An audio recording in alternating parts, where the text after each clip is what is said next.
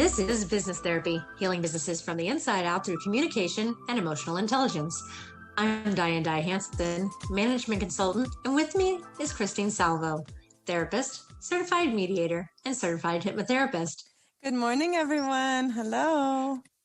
Good morning, everybody. And today on the show, we have a repeat guest, Michael Grecco, who is an award-winning, internationally renowned director and photographer of celebrity portraits, advertising, and editorial commissions, private collections, and fine art. On the pulse point of cutting-edge technology and innovation, Grecco is a regarded expert and celebrated speaker on creativity, photography, and his signature lighting and directorial technique worldwide. As a Hasselblad master, he is sought after trainer, traveling the globe, speaking and leading informative and hands-on workshops. Grecco is often referred to as the master of lighting. He is the author of the best-selling photographer's guidebook, Lighting and the Dramatic Portrait, The Art of Celebrity and Editorial Photography, which is now available as an ebook. His lectures on photography are popular, and he has been profiled extensively in key photographic trade journals.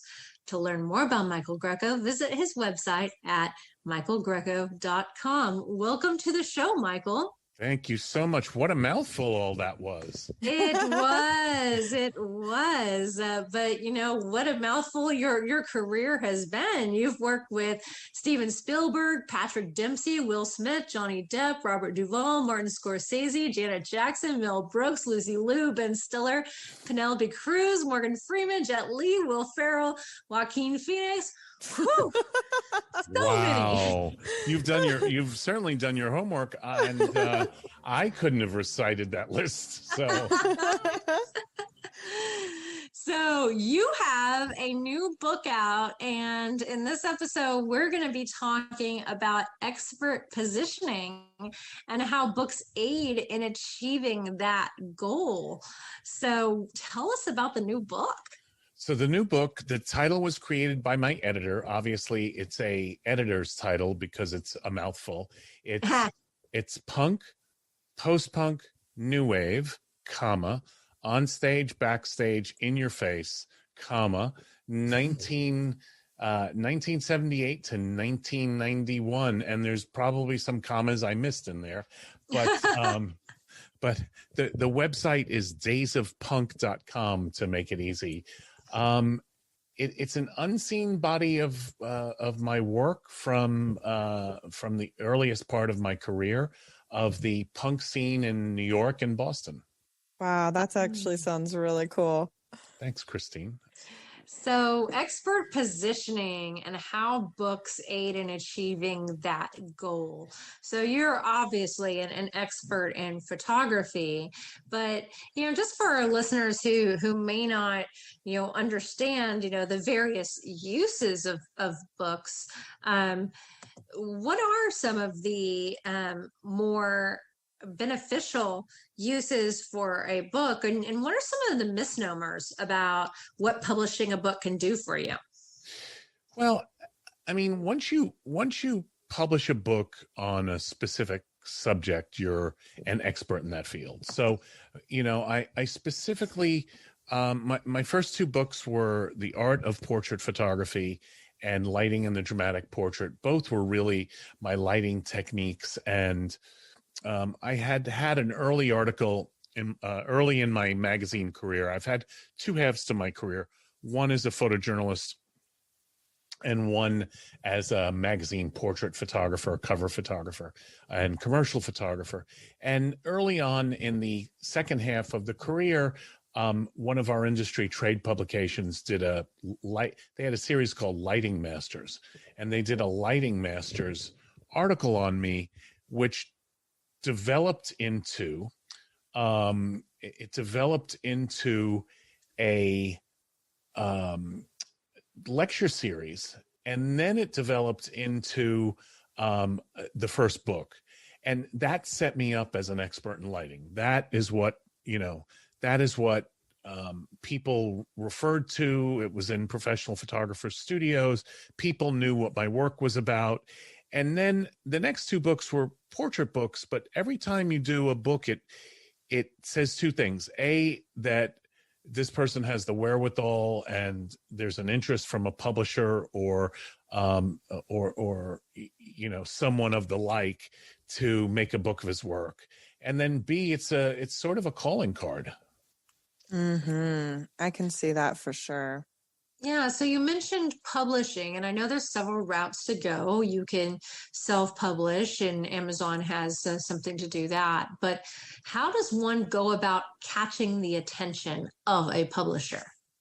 At this point, it's like you need it, it's a process. Photography books, the book market has really been hampered.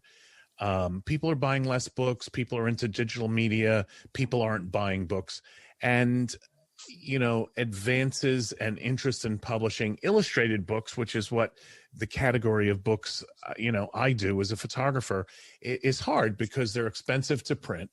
And as expensive as they are to print, there's less of an audience for them, right? So I think that you have to, do everything possible. You have to put together a good presentation. A book maquette or a mock-up is, at least 8 to 16 pages. We actually did an entire test book showing a publisher what it would look like. We were able to show a publisher's, 200 edited images. You really have to put a package together, and then you really have to work hard at finding the right publisher. The punk book, punk, post-punk, new wave, had a publisher originally, which was a pay-to-play situation. The publisher wanted money, and that deal fell apart. And I was just really lucky to find Abrams and have them be interested in the book. Abrams is a major publisher, and that just became a wonderful situation. So in your case, really just looking for, setting the stage, looking for the opportunity. But, I remember last episode you and I did, I think Diane was out of town at the time. We really talked a lot about being able to pivot and adapt. And so it's sounding to me a lot like this is another situation in that where things just have changed. And now there's a lot of accessibility. There's different ways that people can go about things. And it might even be a tad bit easier in some ways to get a book published, like how Diane said, self-publishing on Amazon. You maybe don't even need a publisher. But this idea of once you've written a book, you're an expert on the topic. I really like this. I think that that's a really fun kind of concept. So you started as a photographer. How did you become a writer?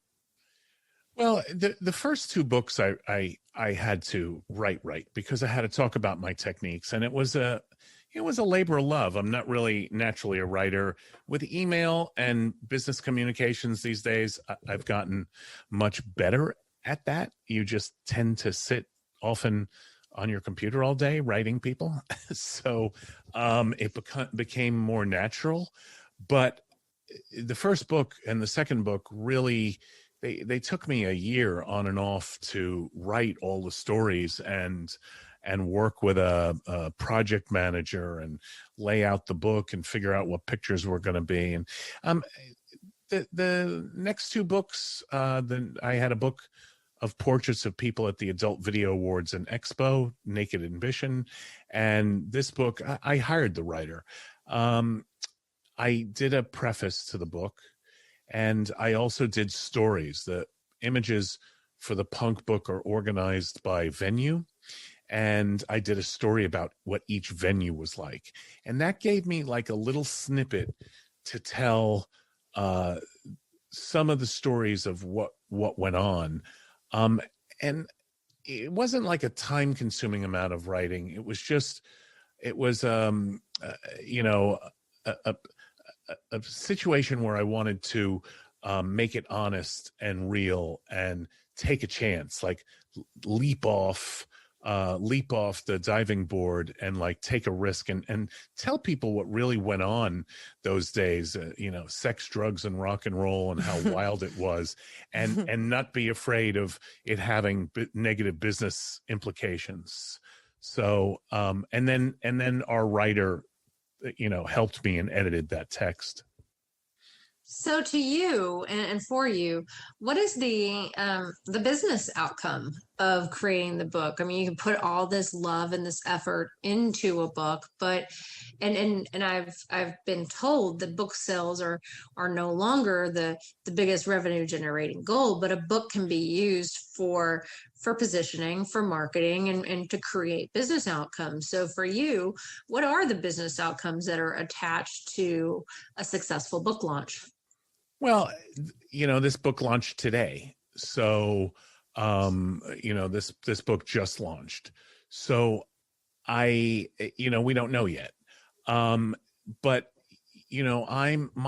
my core brand is as a photographer. So every time I get press and notability and eyeballs at looking at the photography, it just helps the core brand, right? So that's the goal. If you self-publish a book, it could be used like a calling card or a promotional piece. But if you don't have like a publicist behind it and you aren't printing mass amounts and you don't have bookstore distribution and all of that, you're not going to get as many eyeballs as being with a major publisher. So anyone can print a book these days.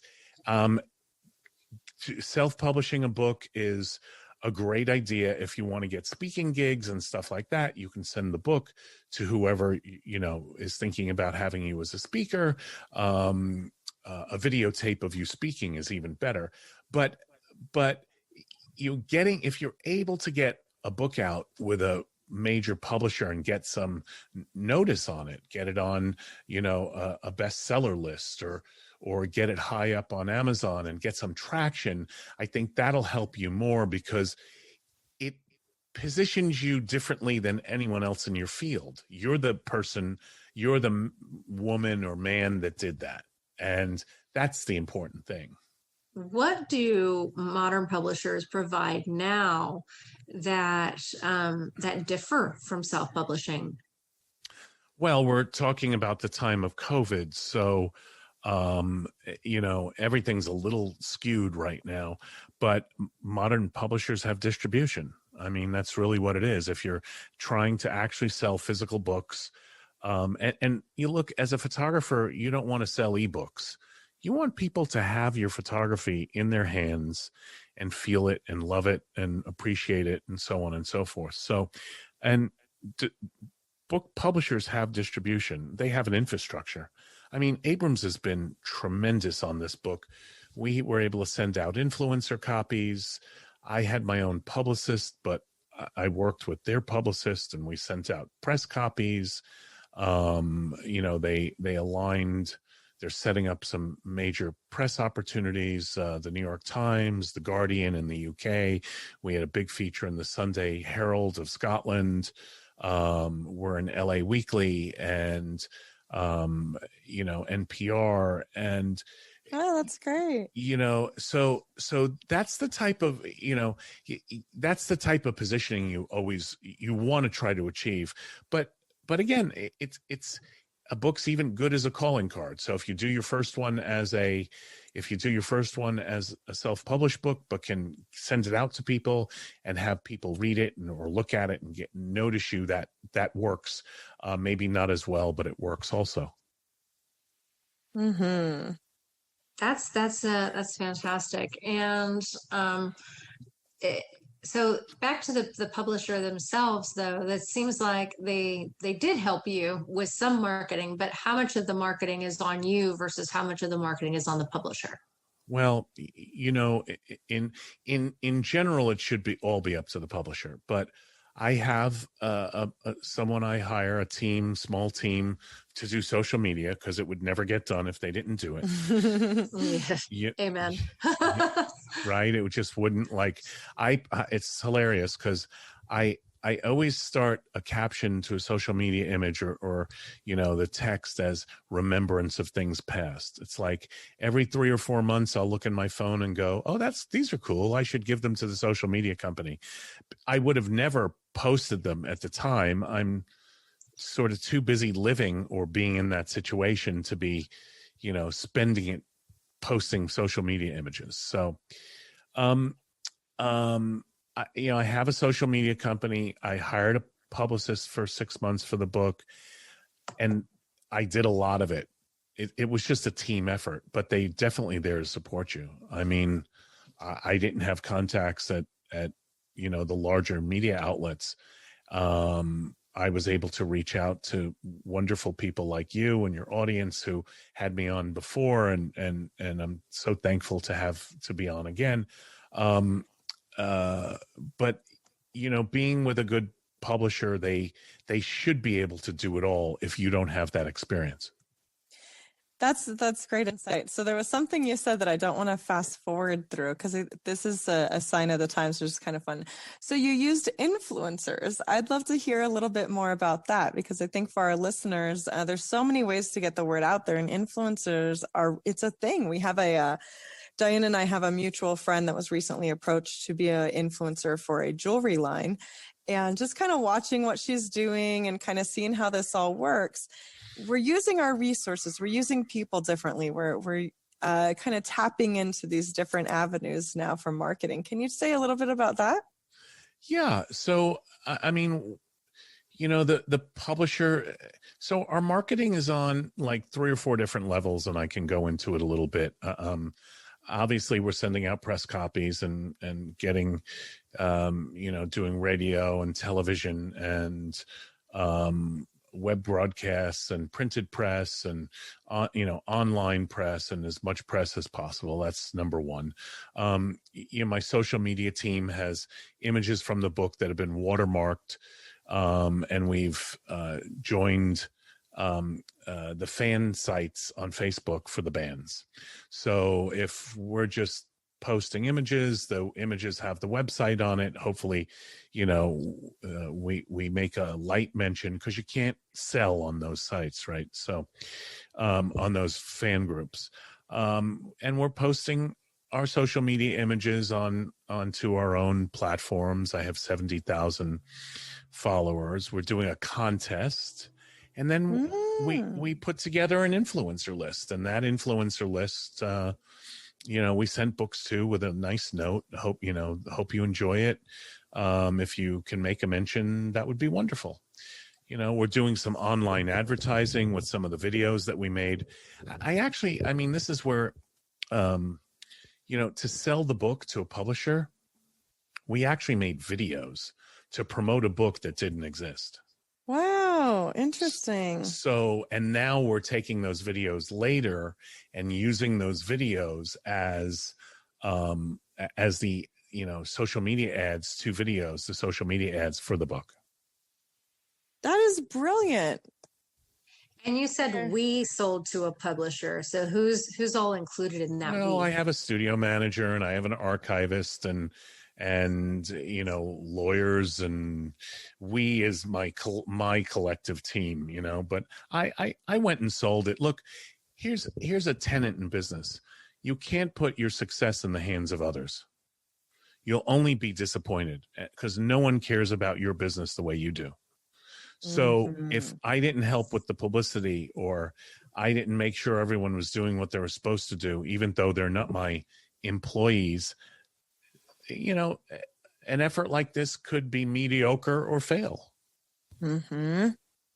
Right. So it's that hands-on passion behind making sure that your brand is positioned and communicated the way you want it to. So keeping your message in alignment, but also keeping in touch with those, the doers, to make sure that it's getting done.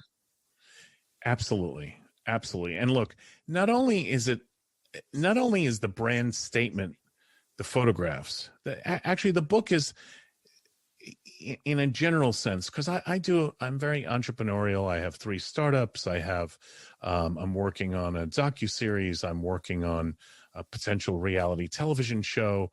I have a couple of investments that I'm hands-on with. Not only is the book a branding statement because of the content of the book, the success of the book is a branding statement to your success. Success begets success. People want to work with people who are successful. If they see your book in the New York Times, that gets noticed.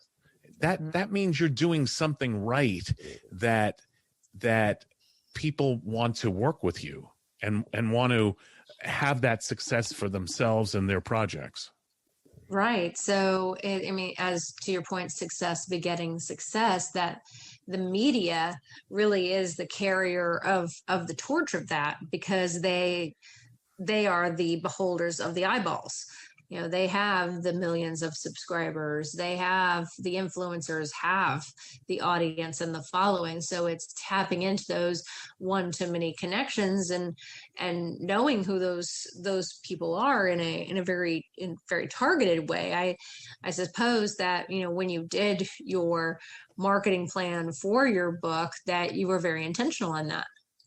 Yeah, I mean, there really wasn't a marketing plan. It was some phone calls and us all discussing what we would do. Yes, but you've got to be clever. Let's say you didn't get a lot of press, but it was a cult success. It was the influencers did well with it. No one records that. I mean, then you've got to be smart. You've got to put a press release out there that says that. You got to post that on your blog and website, and, you know, punk, post-punk, new wave, you know, hits 30,000 books sold in the first 3 months. Like you've got to figure out how to communicate what you need to communicate to your audience and people that, you know, people that you want to do business with. I'm sure a lot of our listeners here today are entrepreneurial, and it's not just one business. They don't just sell toothbrushes or widgets. They start businesses, and communicating how successful one business you have is or was, and communicating, you know, all of those details, again, gets people interested in working with you, I think. I think so too. So if one of our listeners is writing a book right now, how do you set yourself up for success in that writing stage? You know, planning out the whole thing. You said there was no marketing plan. So I'm very curious about that, because my education being, you know, brought up with agents is you actually have to have a marketing plan to get a publisher, because the publishers want to know that you can attract the eyeballs, but that doesn't seem necessarily like the case. So how would you recommend a listener who is writing their book now, you know, play out the process so that they are set up for success when it comes time to shop a publisher or work with a publisher? Well, first, let me say, you know, I can walk into a meeting and somebody knows my sales history of my last 3 books. You know, the second one, Lighting and the Dramatic Portrait, was a niche lighting book for professionals that sold 30,000 printed copies around the world. So, you know, and I have 70,000 followers on all my platforms. So things like that, you know, when you talk about marketing plan, they at least know you have some sort of track record and following. I think the thing with a publisher is to test the water. See if you can find a book agent, see if they think it'll sell, see if you have friends that are editors in the book world or publishers in the book world, or and you can send the outline to them. You know, you obviously want to do something that works. You don't want to you don't want to not get a publisher, and you don't want to self-publish a book and only to have sold no copies other than the ones you've bought, right? So I think that testing the water, doing a little market, you don't need a market plan, but you need a market testing is important. And I think that, you know, that's the way to go. I would show these pictures to photo editors and editors at book publishers. And if they told me they weren't that interested in the pictures, I would have thought differently. But everyone was excited about the pictures. Some people said it wasn't their book, you know, it wasn't their type of book. And that I got. But that's all, you know, market research, and that's all feedback that you get. And as Diane would love to say, the answer to all feedback is Thank you. Yes, of course. All feedback, the only answer is thank you graciously, right? Yes, of course. Yes, of course. So, and when you're talking about market testing, you're actually not talking about the ultimate readers or consumers of the book. You're talking about the business to business consumers of the book, the publishers, the people who would help it along its way to find a publisher. Yeah, of course. I mean, you can't write a book, write down and test.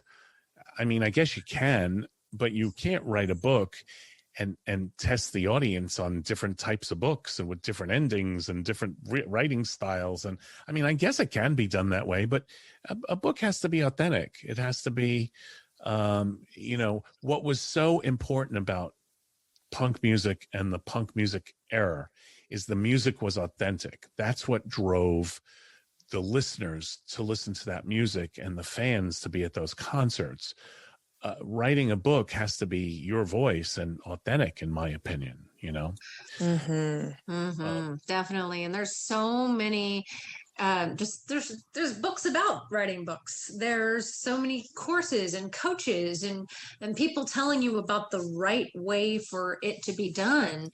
But it sounds to me like the right way for it to be done is to be authentic, to be true to your voice, and then to just have your ears open for when it's time to make improvements for it to be marketable. Absolutely. And then, it's not just books. I mean, there are things that position you also, like speaking, like getting press about your achievements, like, again, all of those things add up to get noticed and develop the B2B relationships that help bring success to the door. Wonderful. Yeah. Well, Michael, thank you so much for coming back on the show. Yes. And all the best to your book that launched today. Yeah, that's so exciting. That's just incredibly exciting.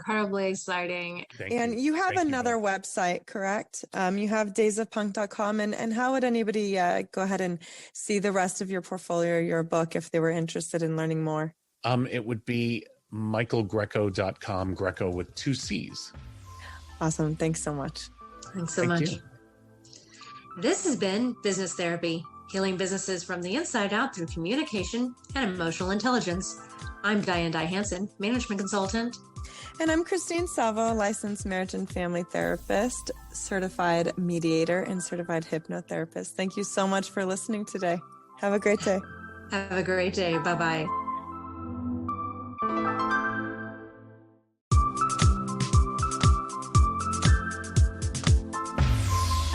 This is Business Therapy, healing businesses from the inside out through communication and emotional intelligence. I'm Diane Hansen, management consultant